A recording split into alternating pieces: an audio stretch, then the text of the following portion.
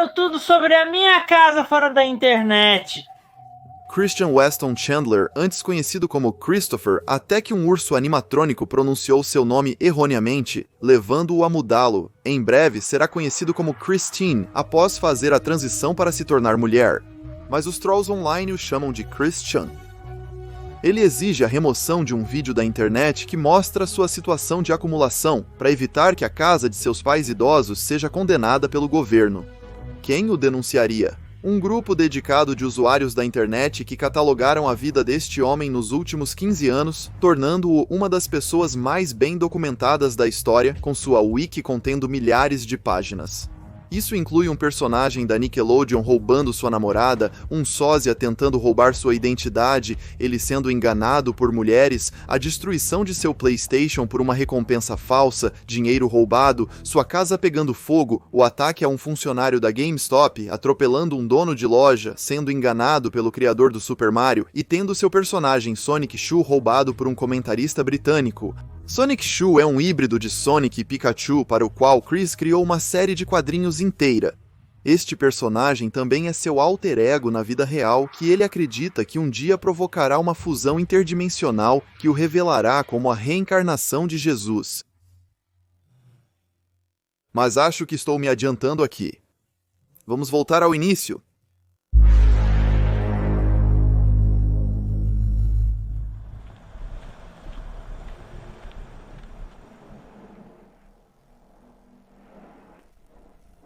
Então, por anos, as pessoas têm me pedido para fazer um vídeo falando sobre Christian, e o problema é que eu nunca soube por onde começar no assunto. Então, no último mês, tenho tentado entrar em contato com Christian de qualquer maneira que eu pudesse, mas depois de tudo isso falhar, eu mandei uma mensagem para Coppets. Ele respondeu imediatamente e me perguntou se eu queria fazer uma entrevista com Christian, e a resposta para isso foi absolutamente sim. Então, em poucos dias, eu consigo um cameraman e estou indo algumas horas fazendo uma viagem de carro para conhecer o notório Christian pessoalmente. Esta é a rua.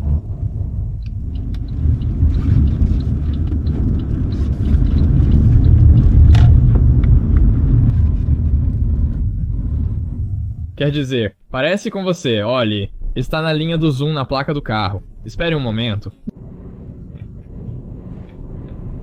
Veja se eu consigo pegar isso. Olá, ei, como você está?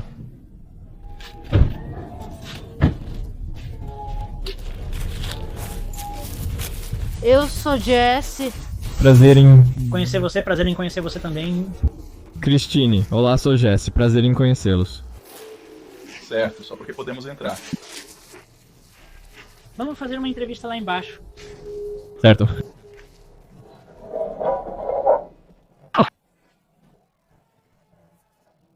Certo. Silêncio, silêncio, quieto, quieto. Tudo bem, todos estão dentro. Oh, ok, tudo bem, isso é um... Muito bom. Esta é a sala onde... Tudo foi feito. É aqui que tudo... Sonic Shoe. Esses cães estão gritando Blake bem aqui. Eles se acalmam depois de um pouco às vezes. É... Essa coisa tá ligada agora? Sim, isso está bem? Ó! Olá. Olá? Lá fora, no YouTube, na internet, tudo isso. Olá, espero que você esteja... Todos tendo um bom dia.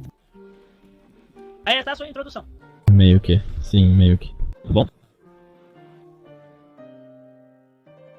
Mesmo antes de seu nascimento, o relacionamento dos pais de Chris deu muitos motivos para preocupação.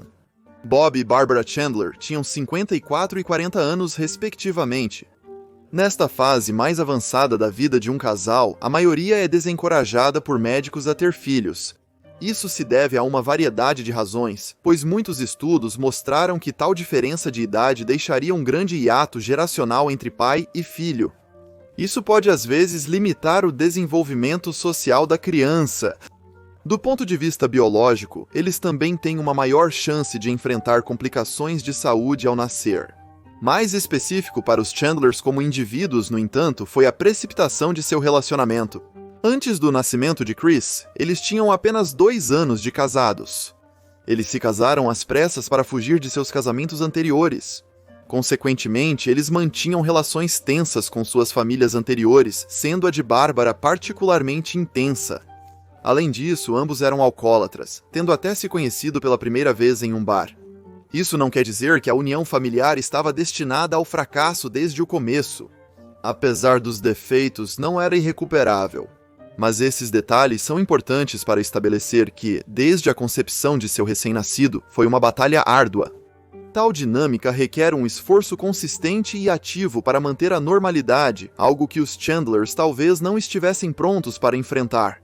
Christopher Weston Chandler nasceu em Charlottesville, Virgínia, em 24 de fevereiro de 1982.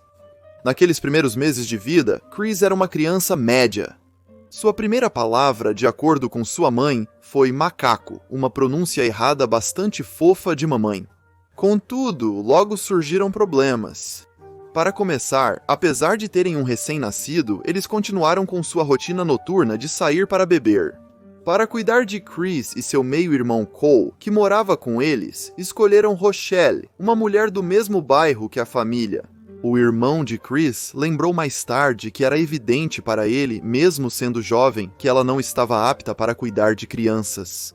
Segundo a história, numa noite de agosto de 1983, Rochelle se irritou com Christopher depois que ele interrompeu sua ligação telefônica. Ela optou por punir o pequeno trancando-o em um quarto sozinho pelo resto da noite. Christopher, que tinha apenas 1 ano e meio na época, ficou tão traumatizado que, quando foi resgatado, se recusou a falar completamente. Na verdade, ele regrediu ao ponto de se comunicar apenas através de gritos e choro pelos próximos 6 anos. Para compensar essa afasia recém-descoberta, seus pais começaram a levá-lo para aulas de terapia da fala, onde ele foi diagnosticado pela primeira vez como autista, com o médico prevendo que ele provavelmente nunca escreveria seu próprio nome, muito menos chegaria ao ensino médio.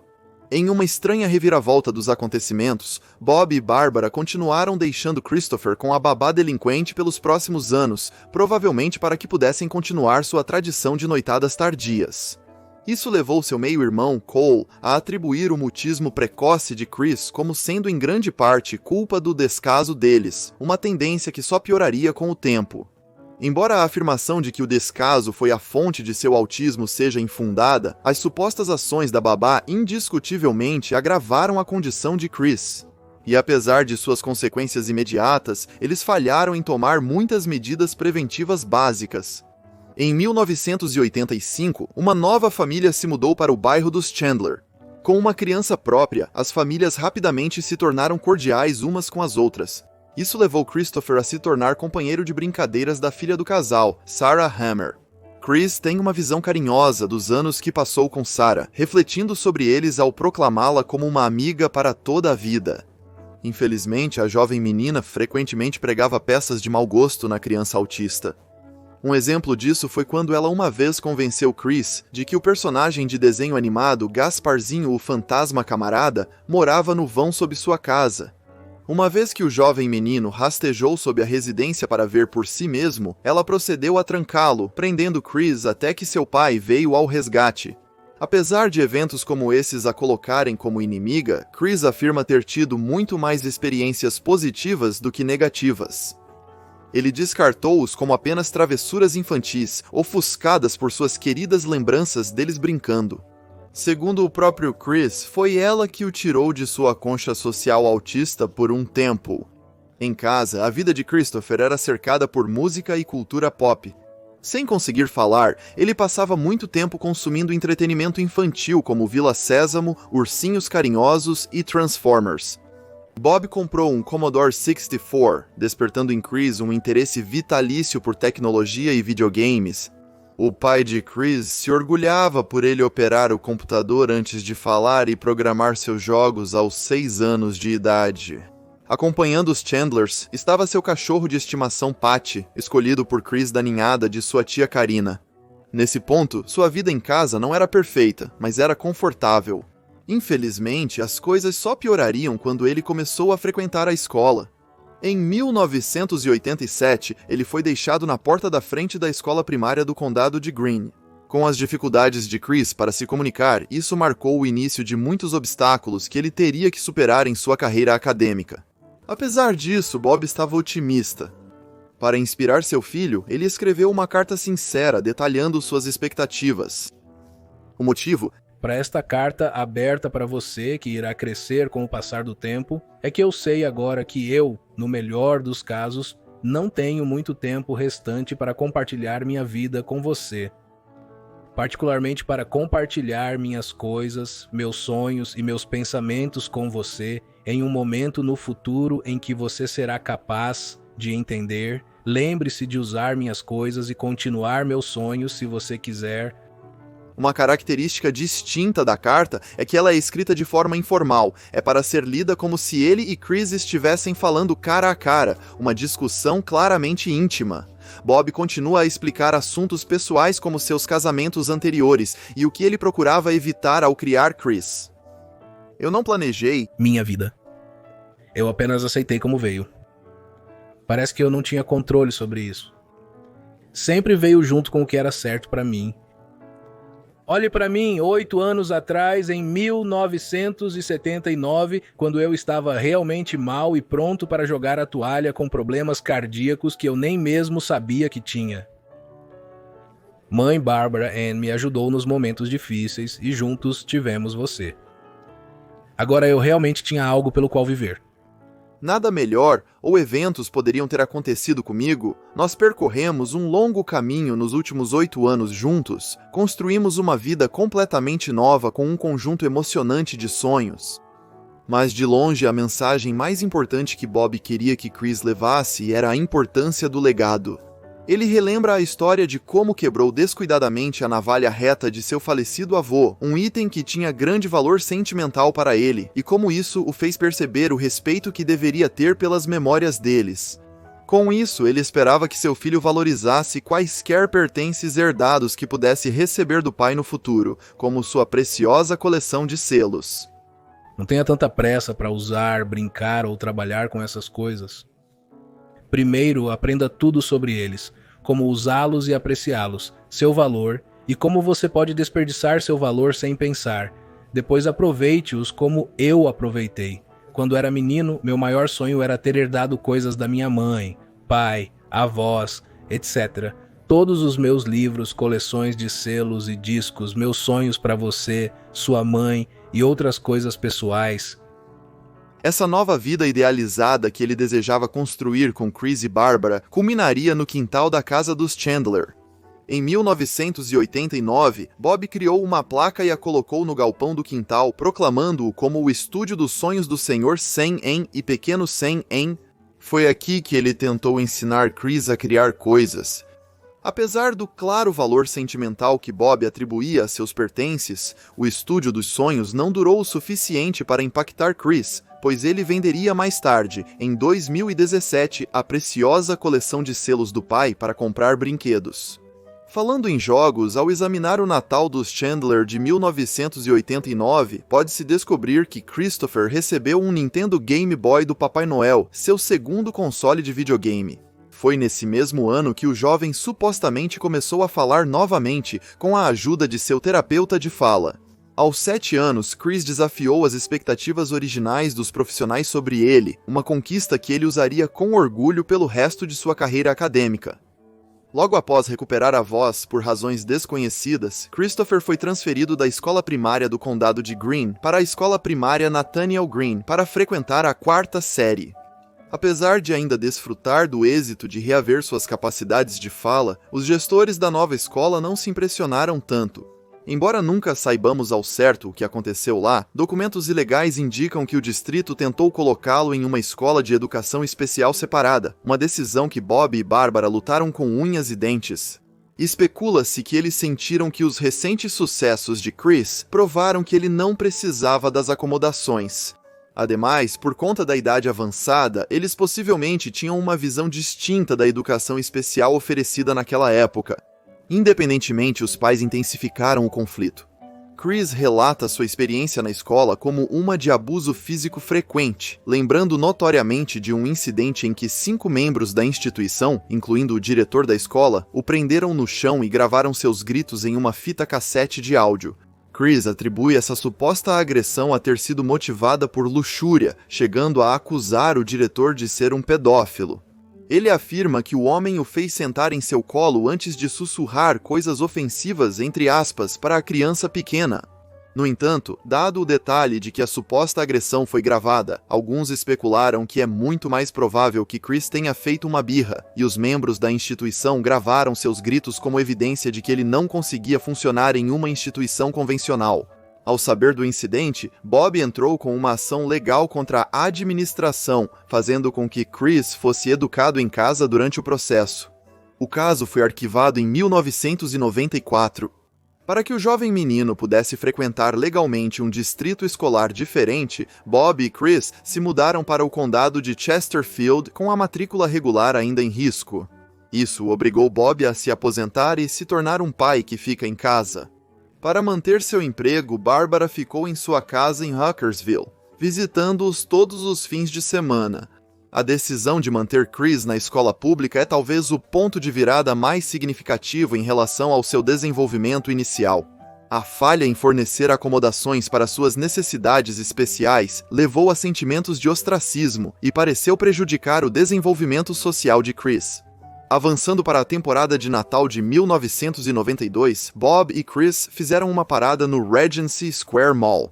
Neste centro comercial havia uma criatura animatrônica chamada Leonard Bernstein, que conduzia uma orquestra sinfônica como parte de um programa musical. O animatrônico foi projetado para ser interativo, envolvendo-se com o público em conversa através de seu operador humano. A multidão estava pequena naquela tarde de quinta-feira, permitindo que Christopher tivesse uma conversa praticamente individual com o robô entre as músicas. Chris estava fascinado, levando ele e Bob a assistir à performance pela próxima hora. No meio da conversa, Leonard Bernstein perguntou a Christopher o seu nome. Quando Chris respondeu, o operador deve ter ouvido mal, pois começou a se referir à criança como Christian. Após essa interação, o erro persistiu, com Chris indo até o ponto de solicitar que seu nome fosse alterado de Christopher para Christian. Curiosamente, Bob e Barbara concordaram e alteraram legalmente no ano seguinte. Com este novo primeiro nome concedido a ele por um urso animatrônico, o agora adolescente continuou sua educação na escola intermediária Providence no outono de 1993. Ele descreveu mais tarde este campus como sendo muito mais agradável do que Nathaniel Green e atribui sua felicidade lá a uma professora chamada Sra. Sanford, que até hoje é a única educadora que Chris destacou favoravelmente. Ela ajudou a criança a desenvolver habilidades sociais e instruiu-o sobre como lidar com o bullying verbal que ele sofria. Após sua formatura em Providence, a Sra. Sanford escreveu uma carta pessoal endereçada a Chris, na qual ela lhe deu conselhos sinceros e desejou-lhe tudo de bom. Se você mostrar às pessoas seus pontos fracos, elas saberão como te provocar. Se você não mostrar, eles não saberão. Dê o seu melhor em Manchester, seja gentil e trate os outros como gostaria de ser tratado. Com amor, Sra. Sanford.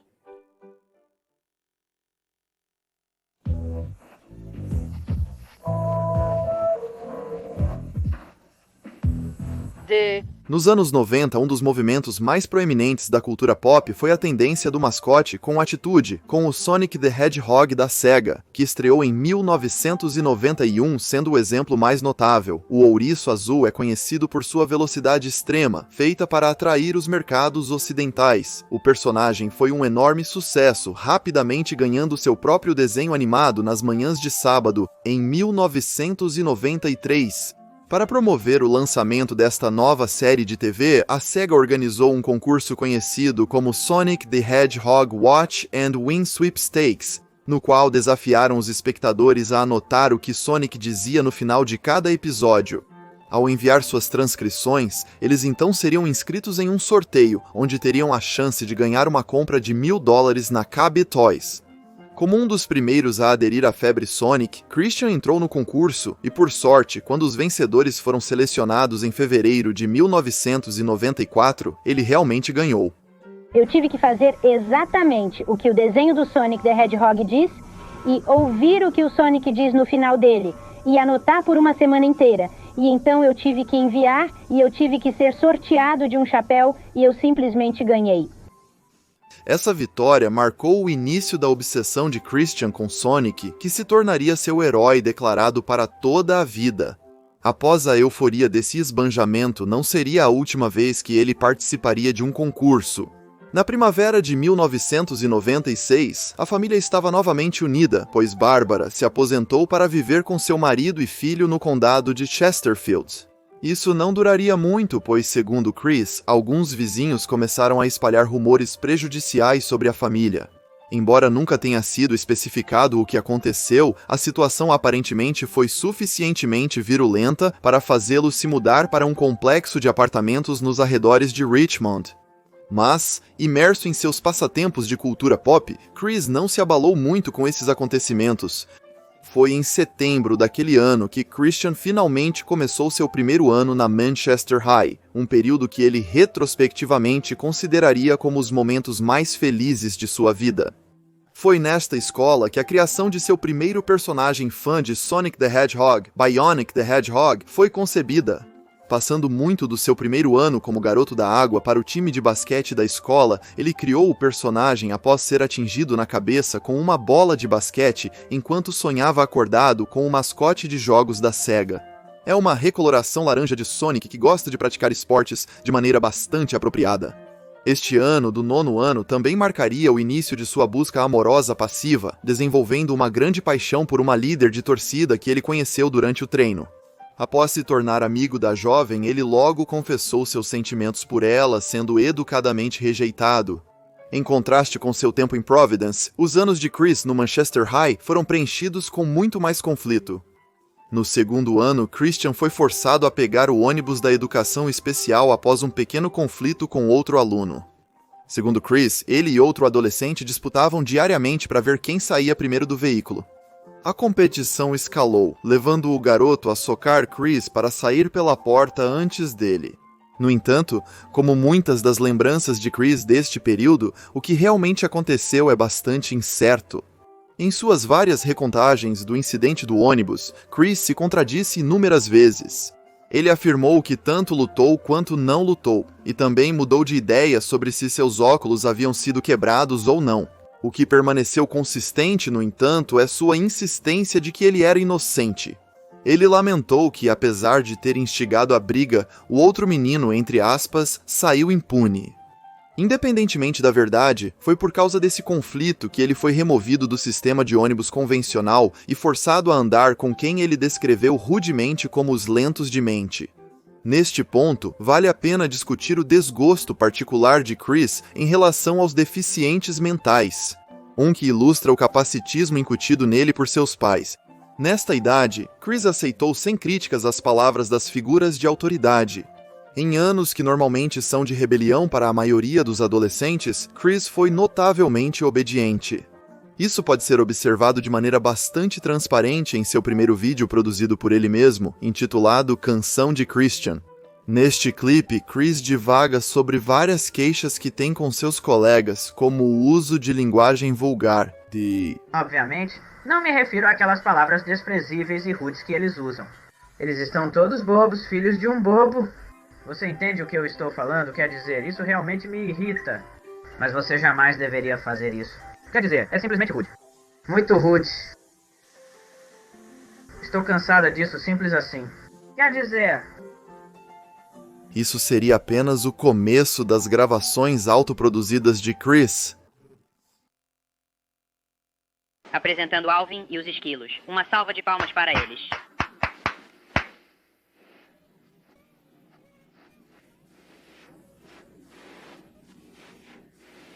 Olá! Sou Barbara Chandler e estou ligando para pedir uma música de aniversário para meu marido. Seu nome é Bob Chandler e hoje ele completa 71 anos. Sem brincadeira. E a música que eu gostaria de pedir é A Bushel on a Peck. Bushel on a Peck? Um abraço ao redor do pescoço para um homem de 71 anos? Eu acho que sim. Quando Christian entrou no seu 3º ano, a maturidade que se esperaria de um estudante do ensino médio não parecia estar se desenvolvendo. Em uma transmissão de rádio fictícia que Chris gravou por diversão, sua mãe o diverte como se ele fosse uma criança enquanto ele finge ter convidados como Alvin e os esquilos no programa. Do seu período na Manchester High, o 11º ano é o mais documentado. As tarefas recuperadas ilustram como ele se saiu na escola e a qualidade real de seu trabalho em comparação com as notas que recebeu. Um dos primeiros projetos elegantes é de 29 de outubro de 1998. Como atividade quebra-gelo para a aula de química, Chris se recusou a falar com alunos do sexo masculino, deixando seus espaços em branco. Apesar de suas angústias de solidão, as coisas não eram totalmente sem esperança. Foi nessa aula que ele se tornaria parceiro de laboratório de 2 alunas, Kelly Andes e Sarah Bevel. Elas seriam algumas de suas primeiras amigas, um termo que Chris cunhou mais tarde para descrever todas as suas amigas. Chris argumentou que seu teste de autismo descobriu que ele se dava melhor com mulheres do que com homens. As amigas de Chris eram toda a sua vida social no ensino médio, com níveis diversos de sinceridade. Talvez a mais sincera fosse Tiffany Gowen, que almoçava com Christian diariamente. É importante destacar que, nessa época, Chris era muito ingênuo sobre relacionamentos e sexo. Ele aparentemente desconhecia a ideia de namoro até os 21 anos, evidenciando seu isolamento. Obviamente, a conversa aberta sobre puberdade jamais ocorreu. Onde os pais de Chris falharam, o entretenimento ocupou seu lugar, tendência recorrente em sua vida. Como Chris lembra, após desbloquear os controles parentais em sua televisão, ele acidentalmente se deparou com uma cena sugestiva em um filme e teve sua primeira ereção. Parte do currículo conhecido de Chris naquele ano incluiu uma aula de culinária, evidenciada pelas fichas de segurança na cozinha que ele havia completado. Em uma tarefa intitulada Segurança em Primeiro Lugar, ele observa: quais as consequências de ligar muitos aparelhos em uma única tomada? Poderia começar um incêndio. Christian também fez aulas de desenvolvimento infantil que incluíam atividades de paternidade simulada. Isso é realizado por meio de vários métodos, como uma boneca infantil interativa ou, no caso de Chris, uma barriga de empatia. Uma barriga de gravidez acoplável destinada a permitir que os alunos entendam os efeitos de carregar uma criança. A barriga tornou desconfortável cruzar as pernas. E quando minhas pernas estavam separadas, isso colocava pressão na minha parte íntima, o que me dava uma sensação estranha e desconfortável. A experiência foi intensa quando eu tinha uma barriga de grávida. Mulher. Apesar de admitir estranhamente ao professor que o dispositivo lhe deu uma ereção, ele ainda recebeu uma nota perfeita de 30 em 30.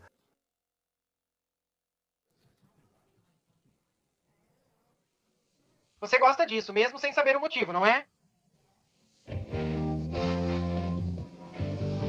Em 1996, os primeiros jogos da franquia Pokémon foram lançados para o Game Boy no Japão e rapidamente se tornaram um fenômeno da cultura pop. Nos 2 primeiros anos após a estreia, a franquia ganhou um jogo de cartas colecionáveis e uma série de anime. E não demorou muito após este boom de merchandising para que o fenômeno começasse a dominar o Ocidente. Devido à popularidade da série, em 1998, o programa de TV Pokémon estreou nos Estados Unidos, com o jogo seguindo logo depois. Não se sabe exatamente quando Chris descobriu Pokémon, mas quando o fez, ele se imergiu no universo quase tão profundamente quanto Sonic. Ao mesmo tempo que a Pokémania, Chris estava fazendo aulas de espanhol no ensino médio, onde frequentemente incorporava seu amor por videogames nas tarefas. Em um projeto de 8 de fevereiro de 1999, Chris ilustra seu vocabulário em espanhol traduzindo os nomes de personagens de Sonic the Hedgehog e Pokémon. Esta é a referência mais antiga conhecida à franquia. Neste mesmo mês, Chris Chan comemoraria seu 17º aniversário.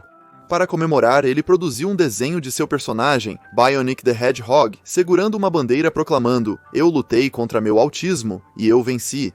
Foi também nesse dia que ele produziria Spanolic. Este personagem se tornaria mais tarde uma das primeiras entradas em sua linha de cartas originais de Pokémon, acumulando eventualmente o suficiente para criar uma Pokédex inteira, que ele apelidou de Mural dos Originais. Dentre essas cartas caseiras, destacam-se Tikachu, uma Pikachu fêmea que só pode causar dano quando acompanhada por um namorado, Flashbulb, um Pokémon lanterna, Compufrog, um sapo feito de código de computador e claro que não podemos esquecer Plotstick, uma planta que está no espectro. À medida que Chris continuava a expressar sua fascinação pela franquia Pokémon, ele logo criou a primeira versão do Quicks Pokésites. C são as iniciais de Christian, das quais ele se orgulha por poderem ser pronunciadas como Quick. Esta página duraria apenas alguns meses antes de ser substituída em julho pelo segundo Pokésite de Chris, desenvolvido no bloco de notas. Entrando em seu último ano do ensino médio, Chris começou este último urra escrevendo uma curta fanfiction de Pokémon. Intitulado Como os Pokémon Entraram em Nossas Pokébolas, foi concluído para uma tarefa de inglês que pedia aos alunos para inventarem seu próprio mito. Seu professor de inglês gostou mais desta redação do que das anteriores. No mesmo ano, Chris começou a fazer trabalho voluntário na Books A Million local, como assistente de líder de ginásio para a Liga de Cartas de Troca de Pokémon.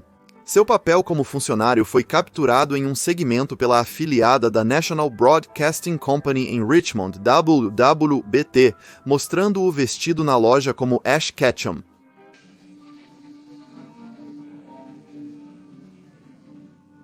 Não tem energia de velocidade nele, ataque de impacto. Com o fim do milênio, Christian era o mesmo de sempre. De fato, sua obsessão pela mídia apenas se agravava. Ele começou a mostrar seu Pokésite na escola, com vários professores e amigos assinando seu livro de visitas.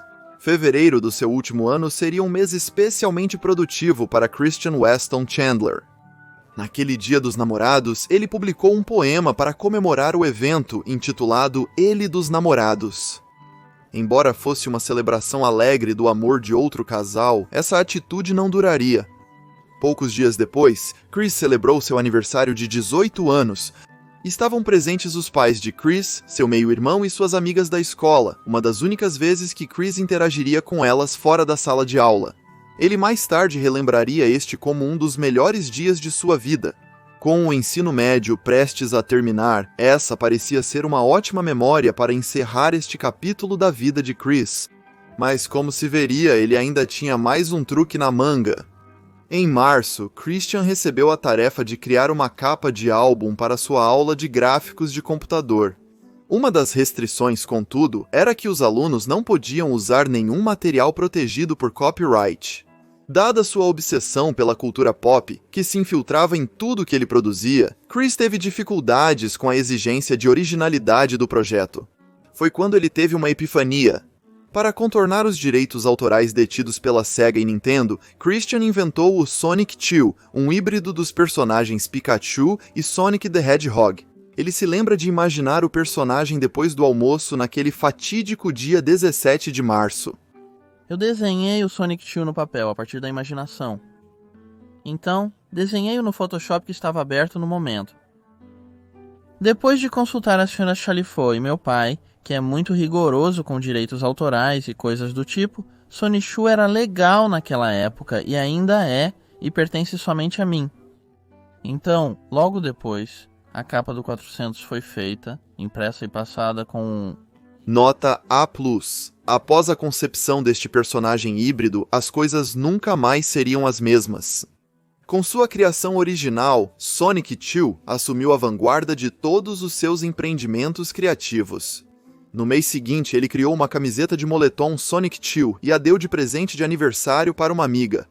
Ele também começou a produzir dezenas de cartas de Pokémon variantes do Sonic 2. 5 meses depois, ele lançou o site Sonic 2 para suceder seu Pokésite. Pouco tempo depois, ele começou a desenhar quadrinhos curtos apresentando seu mascote. Em maio, Chris foi ao baile de formatura do último ano de sua escola com sua mãe. Ao chegar, uma de suas amigas viu isso e sentiu pena dele. Então, ela o convidou para dançar. Para me sentir parte do grupo, comprei um par de ingressos, mas fui lá com minha mãe. Mas então percebi que ainda era uma excluída, porque me destacava mais como uma flor solitária. Mas naquela noite, minha confiável amiga, ao estilo Peppermint Patty, Tiffany Gowan, me convidou para dançar com ela. Hesitei no início, mas ela pegou minha mão e me puxou para a pista de dança. Dançamos por horas a fio. Em abril, o jovem de 18 anos começou um projeto de autodocumentário para a aula intitulado Uma Semana com Christian Chandler.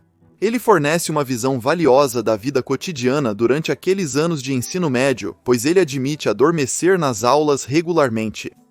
Ele também nota que frequenta vários programas de ajuste comportamental e prossegue documentando várias de suas criações. O mais notável é a Sala da Cidade, que é uma versão inicial do que mais tarde seria conhecido como Quickville, uma cidade em miniatura feita com peças dos kits de Lego de Chris e outras lembranças. Foi aqui que ele revelou que sua família estava voltando para sua casa em Ruckersville. Segundo Chris, seus pais teriam ficado em Richmond se tivessem conseguido vender a casa. No dia 15 de junho, Christian se formou na Manchester High School. Apesar de estar na lista de honra, para Chris a celebração não foi cerimoniosa. Antes da entrega dos diplomas, uma cerimônia foi realizada para premiar os alunos talentosos da escola. Chris ficou com ciúmes depois de não receber um prêmio por suas tarefas de aula de arte. Durante a cerimônia de premiação, fiquei emocionada por receber uma estrela pelas minhas notas. Mas então descubro que minhas habilidades criativas são ofuscadas, porque essas pessoas não apreciaram o tempo e esforço que dediquei para criar o Sonichu. Eu era um menino autista de alto funcionamento que saiu muito além de sua concha social apenas para não conseguir nada, nadinha, zero, um grande e gordo. Zero. Quando chegou a hora de realmente receber seu diploma, Chris subiu sem fazer contato visual com ninguém, chegando até a afastar a mão do apresentador quando este estendeu a mão para um aperto de mão congratulatório. Ele então correu e encontrou uma mesa isolada para chorar sozinho. Não foi simplesmente ciúmes que o dominou naquele dia, mas sim a realização de que estava deixando para trás a citação, melhor círculo de amigos que ele já teve. Como mencionado antes, Chris raramente saía com suas amigas fora do ensino médio, e o fim de seu tempo em Manchester significava em grande parte o fim de sua vida social. A formatura se tornou um ponto de trauma para ele, pois sentiu que marcava o fim dos melhores anos de sua vida. A questão é, o que ele se lembra de seus anos de ensino médio é uma versão extremamente romantizada dos eventos que não incluía a manipulação que aqueles ao seu redor participaram para ajudá-lo a passar. Ele se lembra com carinho de ser um aluno do quadro de honra, embora os professores frequentemente lhe dessem notas mais altas do que ele provavelmente merecia. Ele se via como um aluno engajado, apesar de dormir em muitas aulas. Ele tinha amizades, mas elas sempre terminavam quando o sino tocava. Vamos tomar como exemplo uma das amigas de infância de Chris, a garota da casa ao lado que costumava passar tempo com ele no ponto de ônibus perto de suas casas. Chris interpretou o tempo que passaram juntos como uma amizade sincera, quando na realidade ela havia sido paga por Bob para essencialmente cuidar dele. Além disso, houve especulações de que seu pai teve uma reunião com o diretor do Manchester High, o que resultou na equipe da escola reunindo garotas exemplares da mesma série de Chris para se tornarem amigas e protegê-lo dos horrores do ensino médio, o que significa que as amigas também foram resultado de interferências por trás dos bastidores de seus pais. Talvez o que torne este período da vida de Chris tão fascinante seja o fato de que era um tempo de inocência, quando ele ainda conseguia se safar sendo alheio ao mundo. Uma era em que seus pais ainda podiam protegê-lo enquanto ele desenvolvia uma dependência excessiva do entretenimento infantil para compensar. E não importa o quão superficiais fossem as relações, ainda eram amizades para ele. Suas amigas eram a única coisa entre Chris e a solidão. Após o ensino médio, como Chris previra, perderia contato com elas. Mas a maioria nunca poderia ter adivinhado o quão longe ele desceria na solidão. O tempo estava escuro e chuvoso naquele dia de formatura, enquanto o agora adulto Chris chorava sozinho em sua beca de formatura. Quando Barbara e Tiffany o encontraram, elas confortaram o jovem emocional. Seu pai, no entanto, foi menos indulgente com o comportamento de seu filho. Talvez ele tenha lido a escrita na parede ali mesmo e percebido a futilidade do futuro de sua família.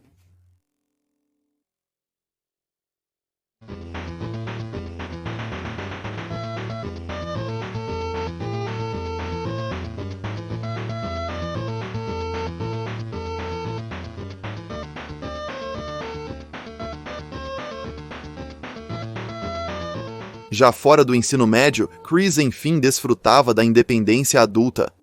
Com seu tempo livre, Chris começou a se voluntariar como assistente de líder de ginásio Pokémon no clube de troca de cartas da Toys R Us de Charlottesville. Segundo relatos, ele frequentemente tentava usar suas cartas de Pokémon caseiras em jogos regulares, que eram desequilibradas e superpoderosas. Christian também lançou o SonicChill.com, porém foi bastante ignorado. Sua família, agora de volta sob o mesmo teto, começou a frequentar a recém-estabelecida Igreja Batista Grace, e em agosto, Chris começou seu primeiro ano no Piedmont Virginia Community College.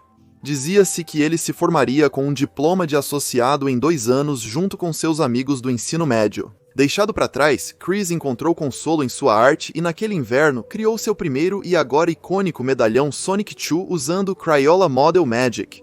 Originalmente decorado com uma corrente improvisada, posteriormente substituída por um colar de melhor qualidade. Ele comprou do shopping, o medalhão era destinado a servir como uma etiqueta de nome, algo que o ajudaria a se destacar em público. E em dezembro, Chris criou um personagem companheiro para Sonic 2 chamado Rose 2, uma derivada bastante óbvia do personagem Sonic Amy Rose. Em agosto de 2001, Christian começou a trabalhar em seu primeiro e até agora único emprego convencional. Ele foi contratado no Wendy's local, mas teve dificuldades para manter esse emprego. Durou apenas cerca de 1 mês e meio antes de ser demitido. Diferente do ensino médio, os funcionários da rede de fast food o criticavam e expressavam suas frustrações de forma muito condescendente. As circunstâncias exatas de sua demissão são incertas, embora existam 2 incidentes frequentemente creditados como a gota d'água. O primeiro alega que Chris foi demitido por desenhar uma colega de trabalho mais velha como um Pokémon, o que ela considerou extremamente ofensivo. A segunda desculpa que Chris deu a si mesmo envolveu suas tentativas de entreter um menino pequeno com seus pais, onde ele fez uma imitação do personagem Pato Donald. Isso assustou a criança, que começou a chorar. Estima-se que Chris ganhou cerca de $500 de seu emprego no Wendy's. Em junho de 2002, ele deixou de ser voluntário como líder do ginásio Pokémon na Toys R Us, optando por jogar na loja de hobbies local Game Place todas as sextas-feiras. Durante a faculdade, Chris passou a valorizar os momentos que havia dado como garantidos no ensino médio.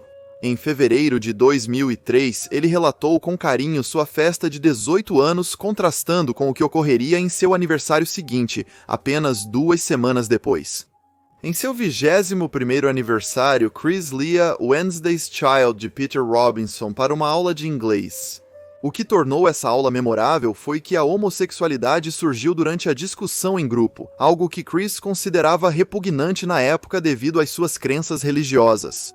Como resultado, ele fez comentários depreciativos sobre homossexuais e foi convidado a se retirar imediatamente.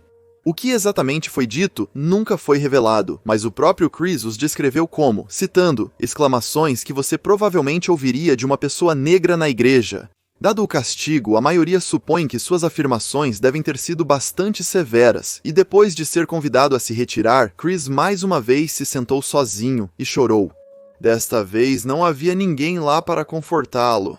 Se Chris desistiu da aula por escolha própria ou foi forçado a sair, não está claro, mas isso estabeleceria um mau precedente para o resto de sua carreira universitária. Este incidente marcaria o início de uma nova saga na vida de Chris, uma que o levaria não apenas a ser eventualmente expulso totalmente de sua faculdade, mas à infâmia. Foi nesse dia, logo após ser expulso da aula de inglês, que ele começou sua busca amorosa. Como Chris não tinha ninguém para consolá-lo pela primeira vez na vida, percebeu que deveria buscar um relacionamento romântico para preencher o vazio em sua rede de apoio emocional. Mas para descobrir sua alma gêmea e talvez até um dia ter seu filho, ele teve que voltar à estaca zero. Ao longo de abril de 2003, Chris começou a retratar romance usando seus personagens Sonichu. Ele criou o cartão Pokémon Hedgehogs in Love antes de rapidamente sucedê-lo com a história curta Sonic 2 e Rose 2, a gênese dos Love Hogs. A história termina com Sonic 2 e Rose 2 olhando para a lua antes de se olharem nos olhos e compartilharem um beijo apaixonado. Mas não foi até agosto que seu desespero por intimidade começou a se materializar no mundo real. Ao entrar no 4º ano na faculdade comunitária de 2 anos, Chris oficialmente começou sua busca por uma namorada. Em vez de convidá-las diretamente, porém, naquele mês, Chris fez seu primeiro cartaz de atração para chamar a atenção de uma garota sem namorado. O homem com dificuldades românticas descreve a si mesmo e as qualidades que desejava em sua companheira. 21 anos de solteiro, homem branco. Tímido, inteligente, jovem de coração, habilidoso com computadores, humorístico, um grande pensador e proativo, aprecia as boas partes da vida, diplomático, pacífico, muito criativo.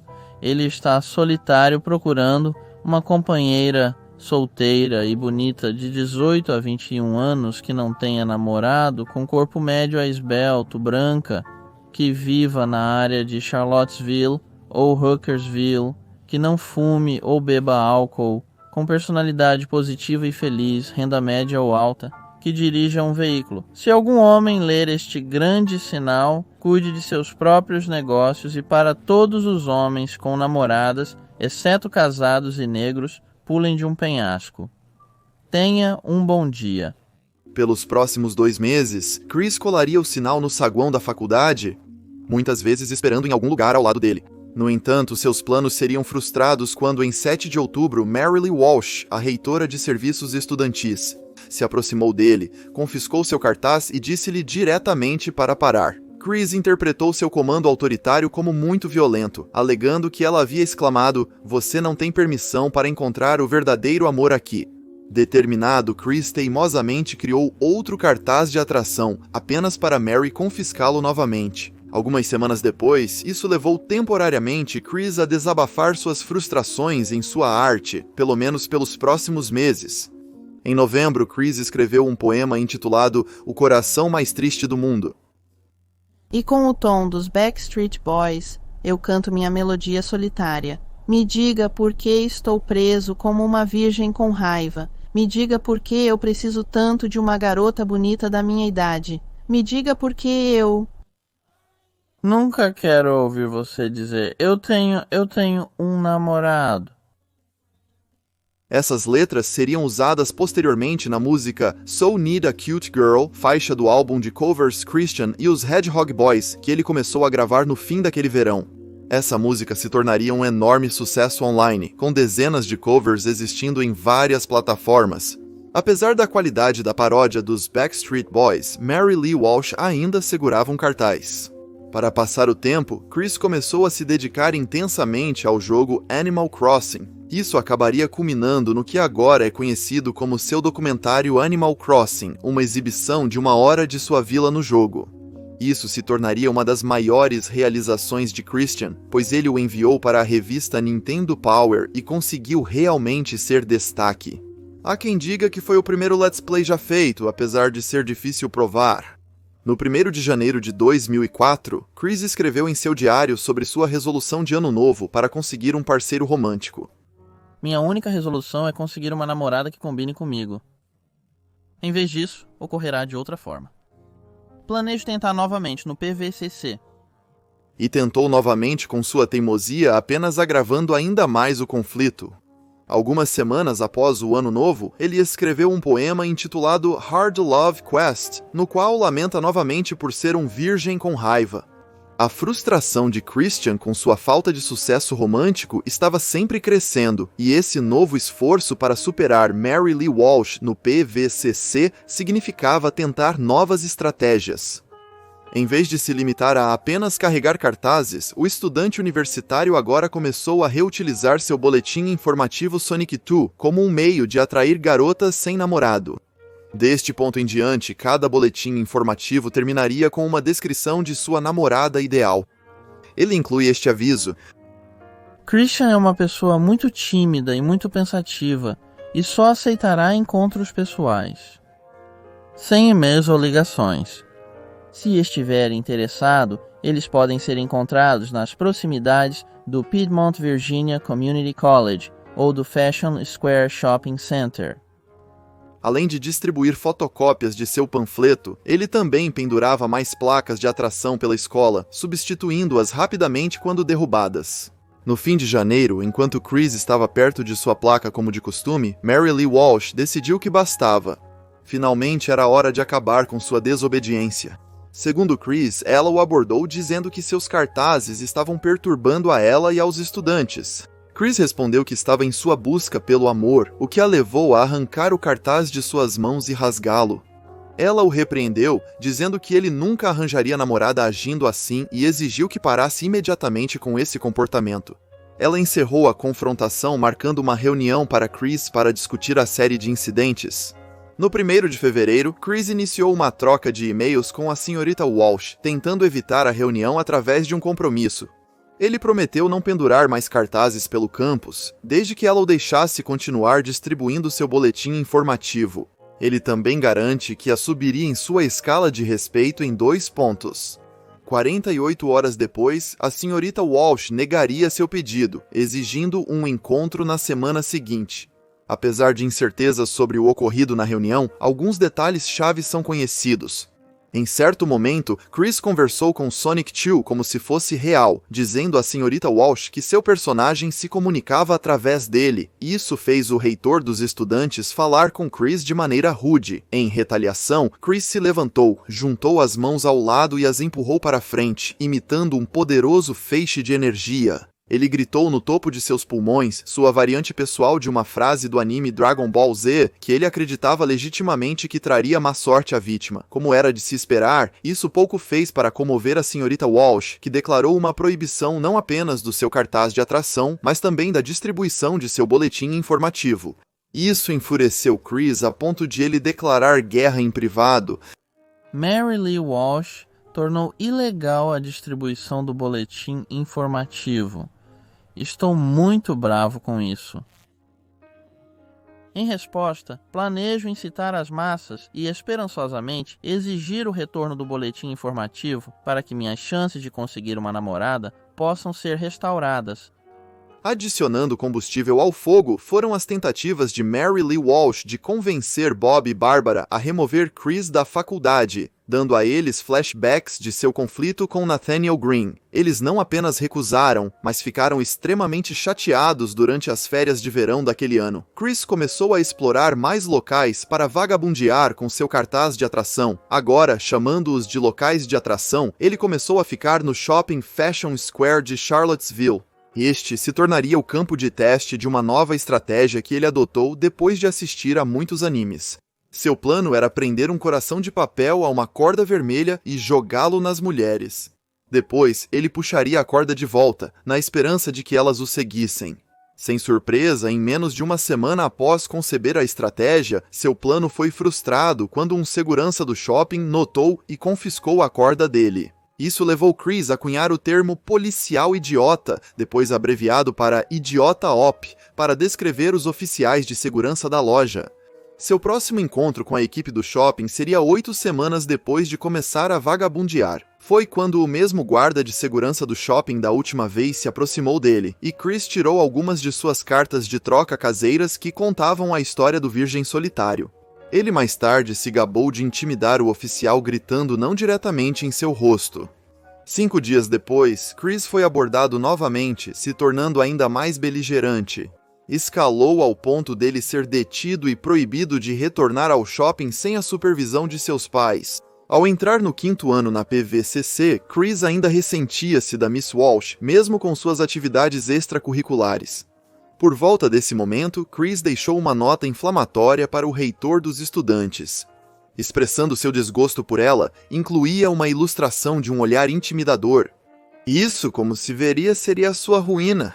Considerando os desentendimentos prévios, a escola interpretou a mensagem como uma forma de assédio. Após várias audiências deliberando sobre seu destino, a administração finalmente decidiu que seria melhor suspender temporariamente Chris do campus. Enfurecidos com esse desenvolvimento, Bob e Barbara decidiram incitar as massas eles mesmos, supostamente escrevendo uma carta para a Casa Branca exigindo ação. Seus esforços não resultaram em nada, e conforme a suspensão para retornar, ele precisaria de aulas de controle de raiva, avaliação psicológica e aconselhamento de habilidades sociais. Curiosamente, a única razão de Chris estar chateado com sua proibição parecia ser o fato de perder o campus como área de atração. Estou suspenso há mais de uma semana. Estou deprimida, solitária, triste e entediada. Não tenho opções para encontrar um parceiro, pois sou solteira. Vou escrever para o Papai Noel este ano, esperando que ele me traga um. Enquanto o estaldez estava acontecendo, Chris se envolveu mais no Yu-Gi-Oh!, jogo de cartas, participando de seu primeiro torneio no local do jogo. Foi lá que ele conheceu Megan Schroeder, uma artista de 18 anos que compartilhava muitos dos mesmos interesses. Eles logo viraram amigos, pois ela se tornou a primeira amiga de Chris desde que saiu do ensino médio. Por volta dessa época, Chris participou da avaliação psiquiátrica que foi exigida pela administração do PVCC para ele receber. Até o momento da escrita, é a única avaliação objetiva, independente e profissional de Christian como adulto. O Sr. Chandler, de 22 anos, tem um histórico de atrasos no desenvolvimento e autismo. Apesar das limitações, ele parece ter sido bem-sucedido em maximizar suas habilidades acadêmicas. Mesmo com atrasos significativos na linguagem, ele desenvolveu habilidades de comunicação relativamente eficazes ao longo dos anos. Ele fica, porém, com um desajeitamento social severo e parece perceber isso claramente. Ele fica se sentindo um tanto frustrado, pois tem um forte desejo por companhia, embora suas limitações sociais o impeçam de realizar isso da maneira que gostaria. Ele tem tomado antidepressivos por muitos anos e não está totalmente claro qual papel eles desempenham com base nas informações disponíveis neste momento. O paciente não parece representar ameaça significativa para si ou outros. Há indícios de problemas no controle da raiva, embora não esteja claro como isso se manifestou. Ele não tem histórico de violência física, o que sugeriria risco futuro. Comparado ao estado cristão de hoje, isso pinta um retrato de um homem que ainda estava, relativamente falando, no início de sua descida, um momento em que ele estava mais solitário do que no ensino médio, mas ainda saía frequentemente e tinha uma interação social modesta no local do jogo. Vale ressaltar que o examinador concluiu que Chris deveria receber mais tratamento, conselho que seus pais pareciam ignorar. Com uma vida doméstica tumultuada acompanhada por anos de uma sociedade que Chris sentia que o oprimia, o autodenominado virgem com raiva decidiu pegar sua caneta novamente. Com tudo o que ele havia aprendido e experimentado, foi neste ponto que ele criaria o que agora é visto como sua obra-prima, os quadrinhos Sonic Chill. Essa série não só se tornou sua obra-prima, mas mais importante, chamou atenção para ele. Embora até este ponto ele fosse conhecido apenas por aqueles em sua localidade, em breve um pequeno quadro de imagens tropeçaria em seu trabalho, e no processo faria história na internet, pois Christian Weston Chandler se torna possivelmente a pessoa mais notável na história da World Wide Web. Sente-se bem, sim. Tem mais alguma coisa que você gostaria de fazer? Vocês... Poderíamos ir ao McDonald's ou ficar no gazebo. O que você prefere? Bem, está escuro agora, então pode ser que não consigamos ver o gazebo, isso é verdade, mas posso apontar que está, sabe, atrás da casa, e você sabe onde a caneta é, o verde da cerca, bem naquela que está ao lado da estrada, lá. Ó. De qualquer forma você está dirigindo. Descendo a Westwood, certo? E você olha para a sua direita, você verá uma casinha de cachorro antes de ver sua fonte de luz.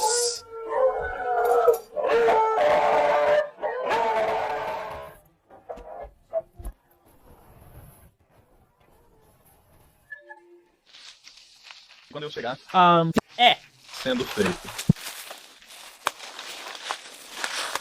Na fonte de luz. Sim, todos.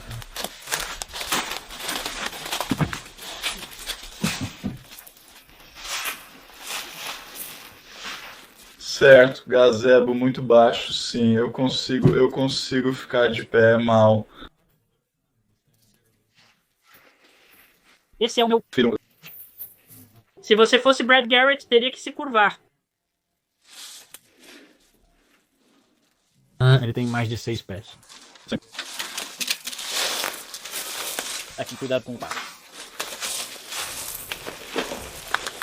Christine, algum dos seus vizinhos sabe sobre Christian e tudo que acontece online? Entre os quais, sim. Os Trolls. Eles assediaram, bem, nada que eu saiba. Eu rezo para que não tenham. Oh, não. Ei, pessoal, eu vou acompanhar vocês de volta aos seus veículos. Parece bom, sou obrigado. Vou acompanhá-los de volta aos Autobots.